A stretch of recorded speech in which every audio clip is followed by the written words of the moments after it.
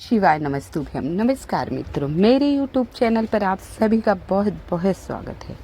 आज हम बीमारियों के बारे में बात करेंगे। रोग, आजकल बीमारी सबके शरीर में, किसी के हाथ दर्द हो रहे, किसी के पैर, किसी की बीपी की प्रॉब्लम, किसी की शुगर की प्रॉब्लम बहुत ज़्यादा चल रही है। दुर्घटनाएं बहुत ज़्यादा हो रही हैं।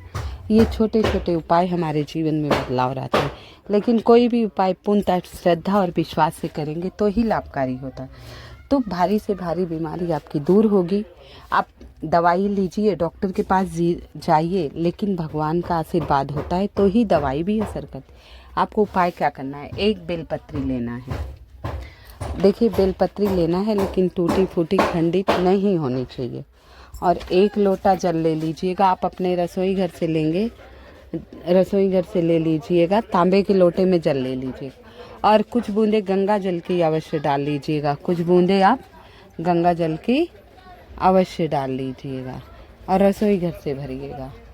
ये 2 चीज़ आप ले लीजिए। इसके बाद आपको एक कटोरी लेना है, एक खाली सा पात्र ले लेना है, एक कटोरी, खाली कटोरी भी ले लेनी है। ये सामग्री लेकर आप शिव मंदिर जाइए।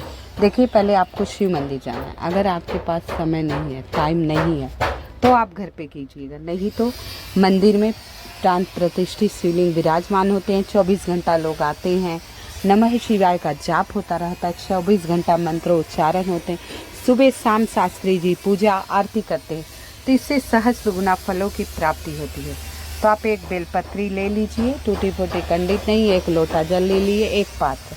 अब ये सारी सामग्री लेकर आपको शिव मंदिर जाना है। आसपास कहीं शिव मंदिर हो, वहाँ चले जाइए, वहाँ आपको जाना है। अगर बीमार व्यक्ति जा सकता है, जो बीमार है, अगर वो जाके ये उपाय करे तो अति उत्तम। अगर वो नहीं कर पाता, उस बीमार व्यक्ति की पत्नी या पति, बच्चे, सास ससुर भी कर सकते हैं।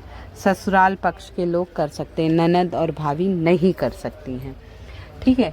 अब ये सारी सामग्री लेकर आप शिव मंदिर पहुंच गए। पहले आप थोड़ा सा जल डालकर शिवलिंग को अच्छे से नहला दीजिए, साफ कर दीजिए। पहले गणेश जी के स्थान पर, फिर कार्तिकेय जी के स्थान पर, फिर माता अशोक सुंदरी के स्थान पर भी माता जगतजननी, माँ गौरा, आदि शक्ति, सतानंद स्वरूपली माता पार्वती के हस्त कमल पर आप जल डालिए और फिर थोड़ा सा जल शिवलिंग पर। इसके बाद वो पात्र दोबारा मंदिर से भर लीजिए और रख दीजिए। जो आप बेलपत्री ले गए, देखिए, कोई भी उपाय है, उपाय करने से पहले जैसे प्रतिदिन की पूजा करते हैं, उस पूजा को संपन्न करने के बाद ही आपको उपाय करना चाहिए। जैसे प्रतिदिन की आप पूजा करते हैं, उस पूजा को संपन्न करने के बाद ही आपको उपाय करना है। ठीक है। तो आप ये जल डाल दी। अब जो बेलपत्री है, जलाधारी, जहाँ से जल गिरता है ना, एकदम किनारे, जहाँ से जल गिरता है एकदम किनारे, वहाँ आपको बेलपत्री रखना है। ध्यान से सुनिएगा किस प्रकार रखना है। इस प्रकार आपको रखना है। जो जलाधारी है ना, जैसे हम जल चढ़ाते हैं, जहाँ से जल गिरता है एकदम किनारे, माता अशोक सुंदरी के स्थान पे नहीं, एकदम किनारे, मैंने फोटो डाल रखी है, आप देख लीजिएगा। उस हिसाब से ही आपको करना है ये उपाय। बहुत ही सोच समझकर ध्यान से इस उपाय को आपको करना है। बेलपत्री जहाँ जलाधारी है वहाँ रखना है। बड़ी पत्ती आपकी तरफ, जलाधारी की तरफ, जहाँ से जल गिरता है, वहाँ एक बेलपत्री रख दीजिएंगे। कुंदकेश्वर महादेव के नाम से, कुंदकेश्वर महादेव के नाम से बेलपत्री आप वहाँ रख दीजिए। पत्री वहाँ रख दीजिए, बड़ी पत्ती आपकी तरफ। और इसके बाद जो लोटे का आप जल ले गए हैं ना, जो लोटे का आप जल ले गए हैं, कुंदकेश्वर महादेव के नाम से, उसी बेलपत्री पे आपको जल डालना है। जो आप शिवलिंग पर जलाधारी के किनारे बेलपत्री आपने रखा है, उसी बेलपत्री पे जल डालना है। और जहाँ से जल गिरता है वहाँ कोई पात्र रख लीजिए, जिससे जो शिवलिंग से बहता हुआ जल जाए उसी पात्र में गिरे। शिवलिंग से जो बहता हुआ जल जाए उसी पात्र में गिरे। इस प्रकार बेलपत्री आपको जलाधारी पे चढ़ाना है और कुंदकेश्वर महादेव के नाम से धीरे धीरे जल को चढ़ाना है। जल चढ़ाने के बाद वो जल किसी पात्र में ले लीजिए।